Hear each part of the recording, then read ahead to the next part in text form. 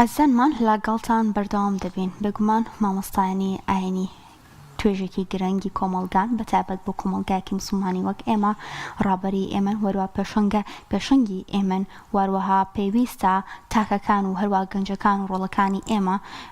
لە دەرەوەی هەر کەسێکی دیکە یەکەم کەس لە دوای پێغەمبەر دوودی خوای لەبێت چاو لە مامۆستایانی ئاینی بکەن و هەروە ئەوان بن بە ڕابەریان و ئەوان بن بە ڕێگانی شاندەریان.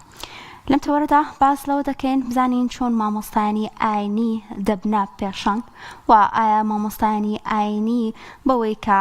وتار دەدەن بەوەی کە دەبنە مامۆستایەکی ئاینی و لە مزگەوتێکدا ڕەبارەتی خەڵک دەکەن ئایا دەکرێت بەوە ببنە پێشەنگ یان تایبەتمەندی مامۆستایانی ئاینی پێشەنگ لە چیدا گفتوگوێم بابەتە دەکەم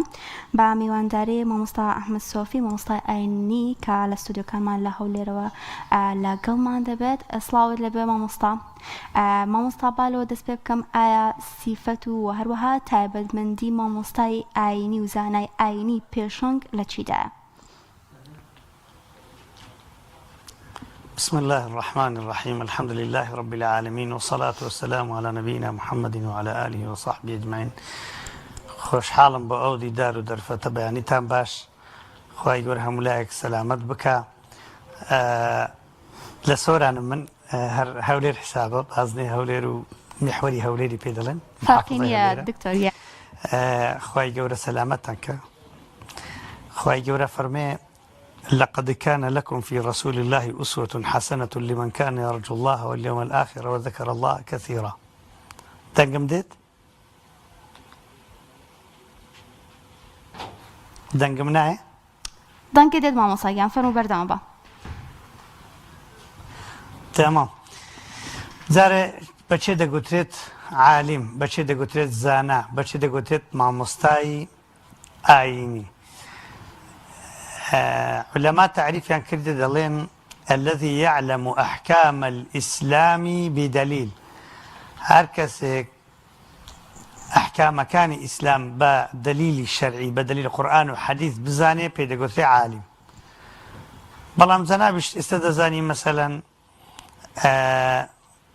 مالي خلق ببي حراما دول لروتانيان مثلا نێژ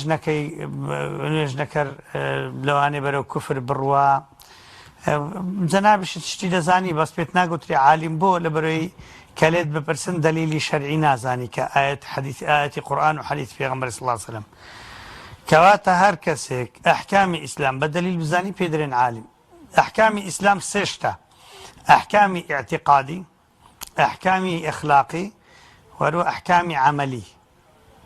أحكامي اعتقادي معني عقيدة وبيد وباور بدليل بزاني بهرس بشكية وعقيدة إلى إلهيات نبوات سمعيات. ذا علمي عقيدة دو نوعة جليل الكلام هي دقيق الكلام هي دقيق الكلام وجليل الكلام هردو كان بزاني بدليل باشي أو أحكامي أخلاقي. أحكامي أخلاقي يعني الراس قوي دست باشي دل صافي نبوني حسادات أو أحكام أنا شموي بآيات القرآن وبحديث في غمر صلى الله عليه وسلم بزاني. إنزا أحكامي عملي دوش دقريتو عبادات معاملات. عبادة كان بزاني مثلا النيش روجي زكاة حاج ما علم من الدين بالضرورة أو أناش بدليل بزاني. معاملات حلال حرام ربا ممنوع مسموح مباح. أنا بزاني شهان معاملات مسموحة يعني درست بك مباحة شهان معاملات كمان يعني كما معاملة حرامة كما الرباية أحكام كان بزاني أنواع الربا بزاني تنوع الربا هي أو بيدقوتري عالم بيدقوتري مامۆستای ئاینی بەڵام کەی دەبیتە پێشەوە ئەو کاتە دەبیتە پێشەوە عیلم عمل بە عیلمی خۆی بکە ئەوەی فێر بووە کاری پێ بکە ئەوەی فێر بووە کاری پێ بکە. خوای گەورە بە زانانی بەنی ئیسرائیل فەرمێ ئەتەأمرون الناس بالبر وتنسون أنفسكم وأنتم تتلون الكتاب أفلا تعقلون. يا خواهي گەورە بە پێغمبەری فەرمێ صلى الله عليه وسلم يا أيها الذين آمنوا لم تقولون ما لا تفعلون كبر مقتا عند الله أن تقولوا ما لا تفعلون بس اشتك دلين بخوي نايكن زي بزي ناكن خواهي گەورە فەرمێ كبر مقتا يعني أشد بغضا خواهي گەورە زۆر تووڕە دەبی لەوەی شتێک بڵێ بە خەڵکی بڵێ و بە خۆت جێبەجێ نەکەیت. ئەنجا ئەو عالیمە دەبێ ئەمین بن، مامۆستای ئاینی دەبی ئەمین بی هەتا بێتە پێشەنگ. ئەمین خواهي گەورە فەرمێ یا پێغەمبەر فەرمێ صلی الله عليه وسلم العلماء أمناء الرسل. ضعفك لحديثەکەیدا هەیە لە بابی ئەمانەتی علمی، يعني علماء پێغەمبەر فەرمێ صلی الله عليه وسلم إن العلماء ورثة الأنبياء. علماء میراثگیری پێغەمبەرانن. پێغەمبەران ئەمین بوون، ڕاستگۆ بوون، دەستپاک بوون، هەموو سیفەتێکی جوانیان تێدا هەبووە، هەموو سیفەتێکی ئەخلاقی جوانیان تێدا، پاشەوەی بیر و باوەڕیان لەگەڵ خوای خۆ یەک بوون. بەڵێ مامۆستا وەکو بەردەوام بفەرموو. ئەو کچەی شوعەیبی کاتێک بە بابی دەڵێ موسای بکە شوانی خۆت ئینە خەیڕە مەن ئیستەئجەرتە القەویو الئەمین، پیاوێکی بە قووەتە و ئەمینیشە. بە قووەت یعنی بە غیرەتە، بە دەست و قامیش بە قووەت بێ نیعمەتی خوایە. ئەگەر عالم وەکو حەزرەتی تاڵوت خوای گەورە فەرمێ بەسطەتەن فی العلمی والجسم، هەم لە جسمی خۆی هەم لە علمی خۆی بەهێز بوو. شتێکی باشە بە تایبەتی لە ئەو عەسوورەی بۆ ئەو چەرخ و کاتانەی کە ڕوبە ڕووبوونەوە بە دەست و بازوو بوو. بەڵام پێم وایە ئێستا لەگەرەوەی مرۆڤ وردە وردە گچکە بوویتەوە، پێم وایە ئەو قووەتە ئەگەر لە ئەلکترۆنیات زیرەک بێ، ئەسلیحەی متەتەوڕە هەبێ، زۆر جسم دەورێکی زۆر مهم نابینی. ساڵی 1506 کۆڵت کە دەمانچەی دروست کرد وتی بەغیرەت و بێغیرەت وەکو یەکتری لێ هات، یعنی بەهێز و بەهێز وەکو یەک لێ هات. چونکە ئێستا مناڵێکی سینی لەوانێ بتوانێت تەحەکوم بە چەند شتە بکە. و هەروەها خوای گەورە فەرمێ پێغەمبەری یوسف سەلامی خوای لەسەر بی کاتێک ویستی بیکەن بە وەزیری دارایی لە مەلیکی میسری، داوای لە مەلیکی میسر گوتی اجعلني على خزائن الأرض إني حفيظ عليم. ئەمن حەفیظم یعنی پارێزەری مڵکی خەڵکیمە و هەروە خۆش لە پارێزم لەوەی دەستکاری بکەم، علیم علمیشم هەیە بەو شتەی. عولەما حەفیظ بن، علیم بن، دەبن بە پێشەوە. و خوای گەورە لە ئاخری سوورەتی سەجدا فەرمێ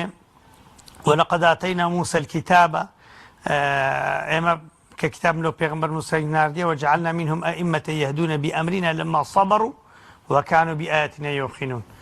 لأخلاقيان صبر ويقين هي لبيدو باوريان يقين لأخلاقيان صبر. هەر کەسێک یەقینی هەبی کە خوای گەورە جزا و پاداشتی دەداتەوە و ئەوەی دەیکە تەنها لە بۆ خوای گەورەیە و مخلصە و دڵسۆزە و یعنی پێی واسە بێ دەستۆ لقائی خوای گەورە یەومە یەقوم الناس لرب العالمین بەرامبەر خوای گەورە ڕادەوەستی و الله سبحانه وتعالى محاسبەی دەکا و حەق بڵێ کە حەقی گوت پێویستی بە سەبر هەیە. لە هەموو قورئانێ لە دوای حەق سەبر هاتووە، چونکە عولەما ئەگەر حەقی نەڵێن پێیان ناگوتێ عولەما، چونکە عولەما دەبێ بە غیرەت بن، حەق بڵێن، کە حەقیان گوت سەبریش دەبێ بگرن. ئەو حەق و سەبرە کەنجی جێبەجێ دەبی کە کەسێکی یەقینی هەبێ کە لە قیامەت خوا جەزای دەداتەوە. زۆر باشە دکتۆر ئەحمەد، ئایا تۆ باست کرد لەوەی کە پێویستە پێش زانایەکی پێشەنگ چی بزانێت و چی بکات و تایبەتمەندیەکانی چی بێت. ئایا بۆ ئەوەی لە ئێستا دەیبینین زۆرێک لە تاکارمان، زۆرە لە گەنجەکانمان کەسانێکی لابەلایە خود کەسانێک کە هەر سەر بە ئیسلامی ژنین یاخود بڵین کە لایەنی دینیشان بە شێوازێک نییە کە لەسەر ڕێگای پێغەمبەر و هەروە ئەو بنەمایانەی کە خوای گەورە بووی ناردوین بڕۆن، ئەوان شوێنی دەکەون و دەیکەنە پێشەنگ و ڕابەری خۆیان. پێویستە مامۆستایانی ئاینی و زانانی ئاینی پێشەنگ چی بکەن بۆ ئەوەی دووبارە ئەم گەنجانە چاو لەمان بکەن و ئەمان ببنە ڕێبەر و هەروەها ببنە پێشەنگی گەنجانی کۆمەلگای ئێمە، بەتایبەت کە گەنجانی ئێمە و هەروە کۆمەلگای ئێمە کۆمەلگایەکی موسڵمانە.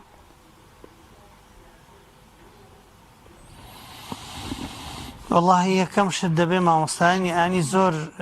احتیمام بەبینی خۆی و خوای گەوریان بدەن جل جلاله، کە ئینسانێک تەواو بۆ خوای گەورە پاک بوویەوە. لە سوورەتی ئەلبەقەرە خوای گەورە فەرمێ پێغەمبەر ئیبراهیم عەلەیهی سەڵات وەسەلام كدعاء كرت ربنا ابعث فيهم رسولا يتلو عليهم آياتك ويعلمهم الكتاب والحكمة ويزكيهم قلت خواي جان بيغمبري كان لو بنيرة لخوان ككتابي توان لو بخوني توا فيري علم وحكمتيان بكا وباچان بكاتو خواي قورا لآياتي 129 فرموي او خدایه که پیغمبری چی بو ناردون يعلمك فرموي پیغمبری چی بو ناردون که او پیغمبره يتلو عليهم آياتنا ويزكيهم هنجي فرمي يعلمهم الكتاب والحكمة يعني أي إبراهيم تو دبي تزكية ببيش تعليم خصبا مروفي كتا باك نبي استفادة لعلمي ناكا خلق استفادة لعلمي ناكا دبي أهل علم يكم زر تزكية شوانا بين خو خواي جورا هند باك بن هند بخوش بن أو علمي ديني وربقرنو باسكن إيدي خلق إن صح التعبير أوتوماتيكيا لأن كود ابنه خلق بعلم علماء دزاني وإذا عيوكو زنابشتانو خلقو دبي خلشيهان بدن لما مستعان خرب ابنه نكلا كافتريان كوب ابنه ناك بتسن دوري كسك كبيغمبر دفرمي صلى الله عليه وسلم آخر زماني لكعي كوري لكع حاشا يعني هيتي كوري هيت دتيت السر ما نصيك وقصبو خلق دقو خلق تابريبو لدن هيتو إنسان هيتي فينيا أو خلقانا لزيات لدوري علماء زانان بانا كوتونا دوای کسانێک بەس لەبەر پارە و لەبەر هێزی هەیە قووەت و سلاحی هەیە و پارەی هەیە ئیدی خەڵک لەیان کۆبنێتەوە خەڵک دەبێت لە دوای علم و ئەخلاق کۆ ببنەوە هەر کاتێک میلەتت بینی بە دوای پارە و هێزدا کەوت ئەو میلەتە بەرە و هەڵدێرە ڕوا ئەو میلەتە بەرە و ماڵوێرانیە ڕوا چونکە قورئانی پیرۆز سلاحی لەگەردابی دین دەپارێزرێت ئەگە قورئانی پیرۆ ئەگە سلاح قورئانی لەگەڵدا نەبی گەل ئەفەوتێنێ و بەرەو ماڵوێرانی دەبا بۆیە زانایان بين خو خواي جوران دبي باك من انزع علمش اهتمام بعلم خواندن همو علم كان علمي علومي شرعي وكباسم كل بدليل وهروها علومي معاصرش كمبيوتر انترنت مستوى ذكاء اصطناعي پیدا بوا يعني زيرة شي دست كردو زانان دبي بيشنگ بن امام غزالي كاتك ل 505 هجري وفاتي كردوا كاتك فلسفه يوناني هات شو خوێندیەوە و تێگەیشت و یەکسەر کتێبێکی دەنەبەناوی تەهافوت الفەلاسفە هەرچی ئەوانەی بە فەلسفە خەڵکیان گومڕا کردبوو هەمووی هینانە سەر ڕێ. دکتۆر ئەحمەد باست لە ئینتەرنێت و تەکنۆلۆژیا و سۆشیال میدیا ئەو بابەتانە کرد تا چۆنێک پێویستە مامۆستایانی ئاینی لەگەڵ پێشکەوتنەکانی سەردەمدا بن و گرنگی بدەن بۆ لایەنانەی کە گەنجان و تاکانی کۆمەلگا گرنگی پێدەن بۆ ئەوەی لەو ڕێگەیشەوە بتوانن پێشەنگایەتی و ڕابەرایەتی کۆمەلگا بکەن. ئێمە زانایانمان هەن ئیبن ڕوشد و ئیبن سینا و ئەو عالمە گەورن لە ڕووی طب و لە ڕووی فەلەک و لە ڕووی کیمیا و لە ڕووی فیزیا و لە ڕووی علومەکانی دیکە هەمووی ئیحاطیان بەو عیلمانە کردووە و خەڵک ئێستاش لە ئەوروپاش کتێبەکانی ئیبن سینای مەصدەرن لە علمی طبە مامۆستایانی ئاینی شارەزابن لەو بوارانە زۆر پێویستە لەبەر ئەوەی ئەو بوارانە شتی ئینسانین لە کاتی خۆی ئیبن ڕوشد ئەفەرمێ من دەتوانم شتێک دروست کەم خەڵکێکی زۆر بکوژی بەس دەرێ لە ترسی خوای گەورە دروست ناکەم نەوەک خەڵکی بێتاوان بکوژی یعنی ئەو کات دەیتوانێت شتێکی وەکو نەوەوی دروستکە لە هەموو عیلمەکان ئەبوو حەیانی تەوحیدیە و خەواریزمیە و ئەو عالمە گەورانە شتی عجایبیان زانیوە ئێستاش دەبێ زانایانی ئاینی خۆیان و ئەولادیان شارەزای ئەو عیلمانە بکەن یاخود بە معنایشت کە برێن باشترین شت ئەوێ لە گچکەی منداڵەکانیان جوان لە شەریعەت شارەزاکەن ئینجاویان لێنە ئەو بوارانە ببنە عالمی شارەزا لە تەکنەلۆژیا چونکە بتەوێنێتەوە ئێستا زەلیلی ئومەتی ئیسلام لە بەرنەبوونی تەکنەلۆژیایە شوانێکی باش هەبێ عولەمان هەن پێشەوامان هەن حزبی ئیسلامی وامان هێتوانی قیادی هەموو دنیای بکە تەکنەلۆژیا لە بەردەستی بی ئەوانی حەماس دەیان بینی ئێستا تەکنەلۆژیا لە بەردەستی تەکنەلۆژیای دنیا لە بەردەستی بی نە ڕووس و نە سین و نە ئەمریکا و نە ئیسرائیل و یەک کەس ناتوانێت تەماشی چاویان بکە گەورەترین نەقس ئەوڕۆ کە موسڵمان کایەتیان تەخەلوف و دواکەوتنە لە تەکنەلۆژیا ئەگەر لە تەکنەلۆژیا مسلمانان پێشکەوتوو بن علەمای ئیسلام پێشکەوتوو بن و خەڵکی هان بدەن ئەوە دنیا هەمووی دەبێتە تەبعی ئیسلام هەمووی دەبێتە شوێنکەوتەی ئەو ئیسلامە و ئەو ڕۆژ قووەت و پارەت هەبی و خەڵک گوێ لە ئەهلی عیلم ڕادەگرن. باشە دکتۆر ئەحمەد کاتمان ئەوەندەی نەماوە مە بکەمە کۆتا پرسیار بۆ ئەوەی مامۆستایەکی ئاینی و زانایەکی ئاینی پێشەنگی و وەروە ڕابەرایەتی خۆی پارێزێت و لایەنی سیاسی و لایەنی دارایی و ئەم بابەتانە دیکە خۆیان هەڵنەقورتێنە ناو بابەتە ئاینیەکان و هەروە ڕابەرایەتی و پێشەنگایەتی مامۆستایانی ئاینی پێویستە چی بکەن و چۆن پارێزگاری لەو ڕێگا و ڕێباز و هەروە ئەو ڕابەرایەتی پێشەنگی کۆمەڵگای کوردی بکەن. وڵا دەبێت لە مەدرسە ئاینیەکان لە ئەو مەدرسانەی تعلیمینە مەسەل ئێستا ئێمە کۆمەڵ مەدرسەی عەبدوڵای کوڕی عومەرمان هەیە مەدرسەی دارولحەدیثمان هەیە حوجرەمان لە کوردستانێ زۆرن دەکرێت دەست پێ بکەین و بسمیلایی بکەین لە چی ئەو جیلەی تێدادێ فێری اقتصادی ئیسلامی بکەین چۆنێتی بە قۆتبوونی اقتصاد پاش علومی شەرعی طبعاً